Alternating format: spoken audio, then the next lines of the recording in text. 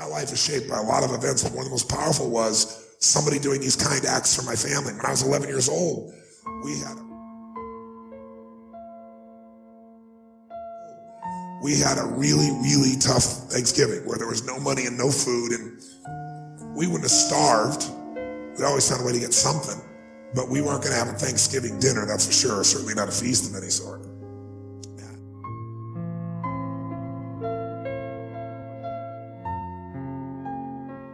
And my mom and dad at the time were fighting like cats and dogs and saying things that once you say them, you can never take them back. You know the kind of stuff I'm talking about?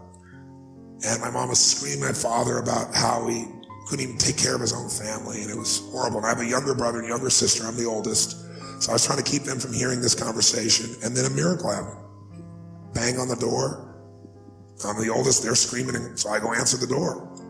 And I answer the door, and standing there is this giant man. It was this little boy. And he's holding this huge box of food. And beside him on the ground was a black pot with an uncooked turkey in it. And he said, "Is your father home?" And I said, "Just one moment." I was like unbelievably euphoric. I thought, this is a gift from God. This is going to change it all. This is going to make my mom and dad happy. It's going to be unbelievable. So I go, and my father is screaming at my mother through a closed door to the bedroom door. And I said, Dad, there's a guy at the door. And he goes, "You answer the door." I said, "I did. He's got to see you." So I kind of teased. I said, "Dad, you got to come." So he said, "Fine." He made one last yell at her, and he walks to the door. And I'm waiting there, just can't wait to see his face. And my dad opens the door, and this man's standing there with this big box of food. And my father did not get happy. He looked at this man, and he raised his voice to him, and he said, "Look, we don't take charity." And then he took the door to slam it in the man's face. But the man was a good-sized man. He put his foot there and smacked his foot and bounced back open. He said, Sir, this is not charity. Everybody has tough times. Somebody knows you're having a tough time.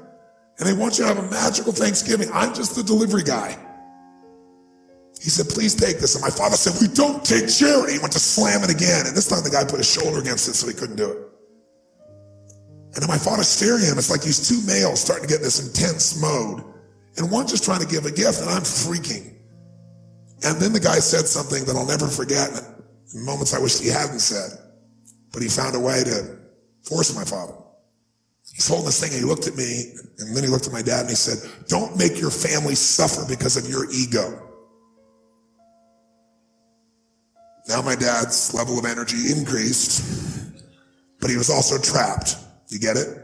So he took the food, slammed it on our table, and slammed the door in the man's face and never even thanked him.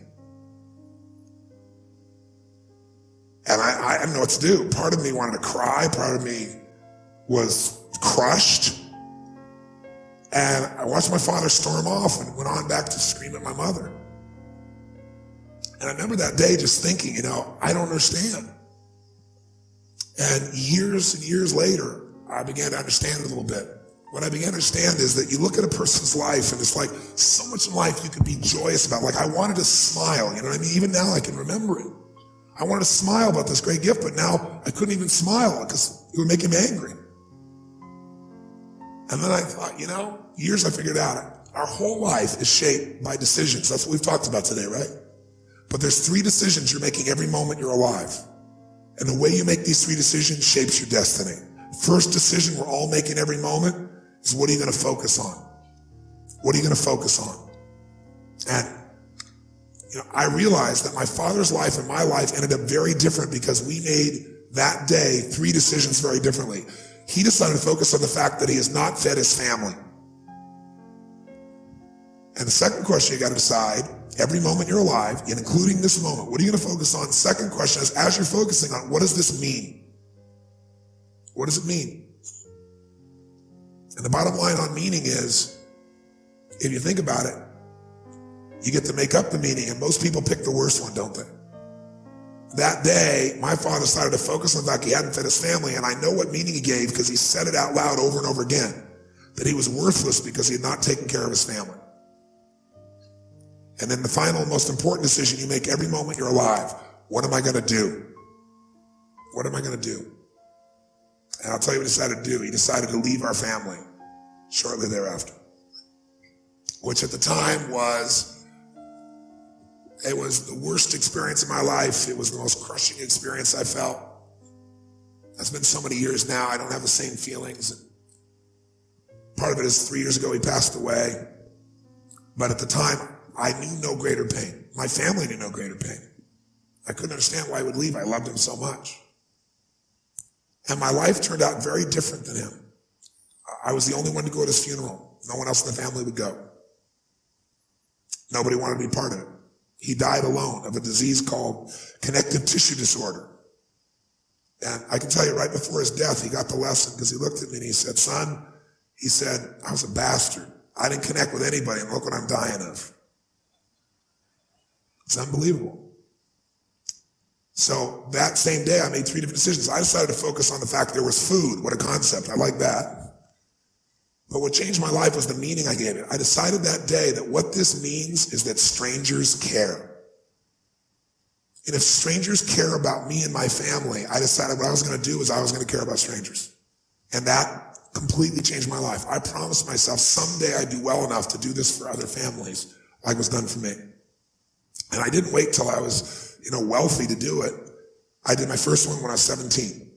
I remembered I was 17, I had my own car, I had some money, and I decided to go on the greatest shopping spree of my life at that point. I decided I was going to go shop for 2 families for Thanksgiving, and I was going to go do for families what was done for me so many years before. It was the most euphoric experience. I took 2 baskets, I went to the manager of the place, I told him what I was going to do, and I said, I want you to give me a discount, you be my partner, give me 10%, cheap bastard. Right? But it was so cool. I got 2 of everything, right? Because I wanted to get enough food for a family for 2 or 3 days and have an unbelievable feast. Then I called this church in the barrio area and I said, listen, I want to go take care of some families that are too proud to come to the church and get food. So they might suffer. Can you recommend some families? And they gave me 2 families. So then I wrote a note because I thought, you know what? I'm going to put on old jeans and a t-shirt. I'm going to deliver this. I'm not going to get the acknowledgement, but I do want to see their faces, right? So I'll go as the delivery boy, which is easy. I look like one. But I wrote this note and I don't want him to get upset like my father did. So I wrote this note and I said, this is a gift from a friend. Please know that you're loved. I want you to have an extraordinary Thanksgiving. You deserve it. Please accept this gift. And then I put under it, I said, if you can, someday do well enough to do this for one other family and pass on the gift. And I put love a friend. And then I realized I was going to an area that was more Latino and I don't speak Spanish, so I thought, I got a friend to write on the back in Spanish so I could flip it around if there was a challenge. So I got one of my buddy's old vans, because I need a little room, put all the groceries in, and I drove to this house. And it was not what I expected, it was more. I got to this house and I got 2 bags of groceries and I banged on the door. Door opened and this woman about this tall, right, stares up at me like this, right? And I said, hi. And it was very obvious she didn't speak any English and she let out a scream when she saw the food. And by the way, this woman had 5 children and a husband. What I didn't know is the husband had left her 3 days before with no money, no food, and 5 kids. So I got these bags. So she screamed and she grabbed me and started pulling my neck and like kissing me, right? And I said, no. I said, I'm the delivery boy. And she didn't understand a word I was saying. So I reached in my pocket and I gave her the note, flipped it over. She read it in Spanish. And then she started to bawl. So then she came and started kissing me again. I said, no, I'm the delivery boy. I'm, I'm trying to show her. And she goes, no, gift from God, gift from God. So I'm trying not to bawl. So I'm like, where do I put this? And I'm doing everything. I hold it together, like smiling, but I want to cry. And she just pointed. It wasn't a big house. It's like a room. So I went over and I put the stuff on there. And just as I'm trying to put stuff on there, I hear these screams. And all of a sudden, bam, bam. 2 boys hit me, one leg and the other. These 2 little guys just tackle me, right? When they saw the food, they went crazy. When I saw the pumpkin pie, it was over. So I said, come out with me. And so they came out, and we kept bringing these groceries in. And I'm telling you, it was like, I don't know how to describe it. It was the most euphoric, fun, passionate, loving. It was like they're my little brothers, And so we brought all the stuff in, and they were laughing, and they were lit up. And then, I'd done it all and it was time to go and I didn't want to go and they didn't want me to go. This one little boy just wouldn't let go of my leg and he just kept looking up to me and hugging me. And I was like, but I had to go make the other delivery. So, I turned to this woman, I said, I've got to go, And she said, okay, whatever her language was. I didn't know what it was, but I knew it meant okay, right? So I went to go leave, and then she grabbed my arm, and she started to have tears in her eyes. And I said, I wanted to say, Happy Thanksgiving, but I didn't know Spanish, so I went, Feliz Navidad.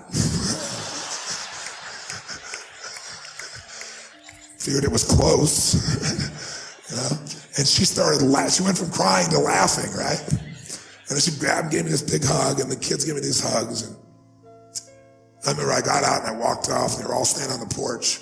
And I got in this little van, and I drove it out and I turned it around. And as I went to turn it around, I looked in the rearview mirror. And I was feeling all this emotion building in my body.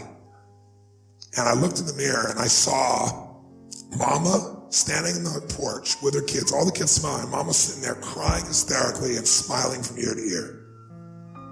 And I couldn't keep it together. I was right there, stopped in the street, and I started bawling uncontrollably. And I remember just thinking, this is a beautiful thing. Why is this making me cry? And, why is this great thing? Why am I so emotional about this? And then I got it.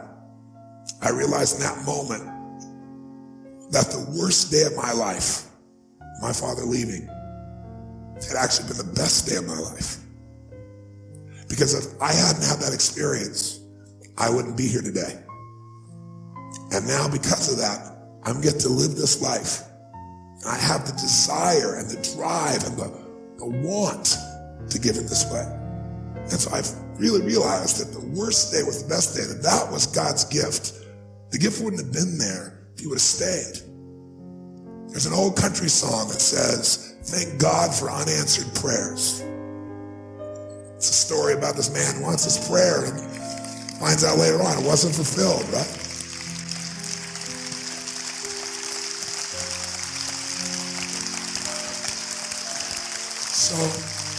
So I tell you, I just want to change your life. Figure out how your worst day was your best day. It'll change everything, because it is if you look for it. If you find the deeper meaning, it is. There's something in you that wouldn't be there without it.